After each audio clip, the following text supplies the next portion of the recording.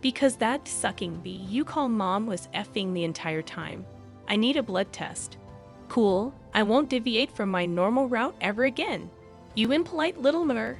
You never do, lol. I am unaware of any fathers who fail to even call their sons on their birthdays. Alternatively, get him a gift for Christmas or his birthday. You are a child of your mother. I no longer have a son. It should come as no surprise that these messages horrified individuals. I don't understand how a father could talk to his 16-year-old kid like that. How did things become so bad? It appears that 50 made an extra effort to go see Marquise, but for some reason, Marquise didn't answer the door.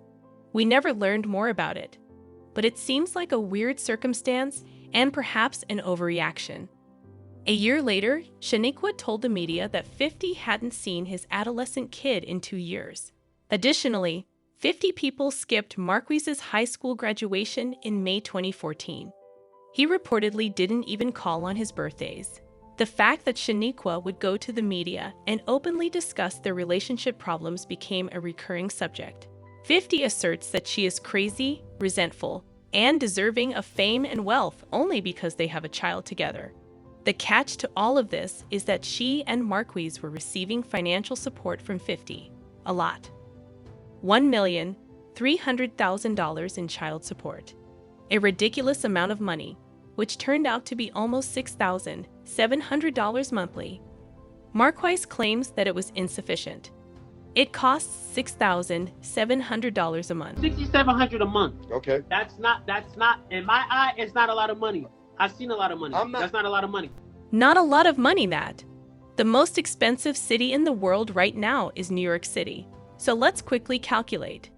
In New York City, a child has a right to parental support up until age 21. In 2008, the breakup of 50 and his ex, 2019, marked Marquise's 21st birthday, making 50's obligation to provide assistance for 11 years. Marquise stated it was only $6,700, which is a significant difference from 50's estimate of $1,360,000, which would actually translate to $10,303 per month. It's a little strange. I don't know why the difference, but let's name the rent for a 2-bedroom apartment $3,000 instead. We can spend $300 on electricity, $150 on internet, $750 on a car and insurance, and $150 on other living expenses. You can simply use the subway. A monthly unlimited Metro card is $129. $700 for clothing, $1,000 for food, I don't know. You can see that I miscalculated all of these costs because we have only reached the $6,000 mark. Furthermore, $6,700 is still sufficient, not to mention the additional $1,000, $2,000, $3,000, or $4,000 per month that Marquise's mother could be able to provide. We can all agree, I believe.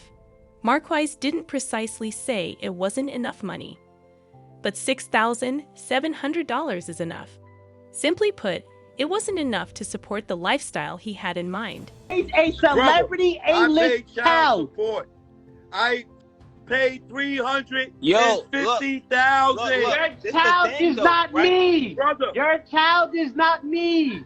Your child never been on a private jet before. Your child don't get fly like me. Marquise feels entitled to a particular way of life because he is the rapper's kid.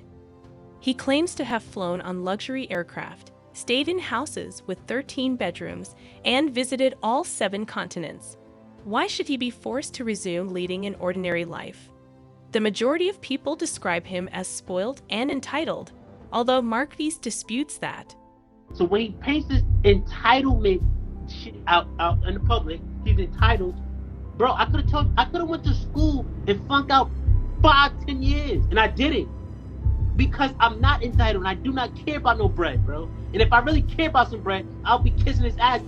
The definition of entitlement, which is considering oneself to be fundamentally deserving of advantages or special treatment, is believing oneself to be entitled to a specific lifestyle based on Marquise feeling like he ought to live that lifestyle because he is the son of an A-list celebrity. Entitlement creates resentment. If Marquise asked for a pair of Jordans on Monday, his mother would make sure they were on his feet by Tuesday. It still didn't make him happy.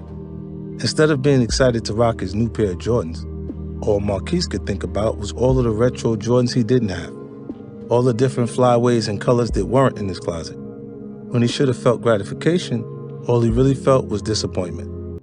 50 wanted his son to earn his own living and not just rely on him for support. My issue with Marquise wasn't that he wanted all those sneakers. When I was a kid, I wanted sneakers too. The difference is that I was willing, make that determined, to do the work necessary to obtain them. I wouldn't for a second want Marquise to have to resort to the type of work I put in to get my kicks. At the time, I perceived selling drugs as the only viable option in my environment, so I pursued it. Marquise has so many more options in front of him than I ever had. I just needed to see him pick one and put in the work. The most tragic aspect of this back and forth is that it appears to have irreparably damaged the two. Fifth, you love your son? I used to. You ask yourself how long, a complicated question would say, how long can you love something that don't love you back? 50's voice is filled with hurt and despair. Marquise is famous for being ungrateful, yet it seems that what he really wants is to be close to his father. Marquise desired his father's emotional support. He asserts that money is unimportant to him. It doesn't make up for the birthdays that were missed, for skipping graduation, or for never visiting. Although 50 is undoubtedly incredibly busy and well-known, it is understandable why the boy would feel the way he does. He just loses me when he brings up money in an argument. Parental love is expressed in various ways.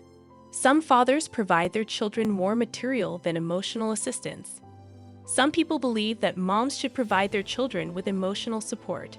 Every parent raises their children in a unique way. There is no one correct method to use. The most toxic aspect of the whole scenario is how, rather than communicating directly with one another, they air out their grievances through TMZ, radio appearances, and Instagram Live. 50 is renowned for his conceit, humor, and sarcasm. The same is true of Marquise. For the amusement of the public or to gain some Instagram likes, they are making light of serious circumstances. The only way this will ever be resolved, as far as we can tell, is if 50 and Marquise ultimately decide to meet face-to-face and have an in-person conversation away from social media.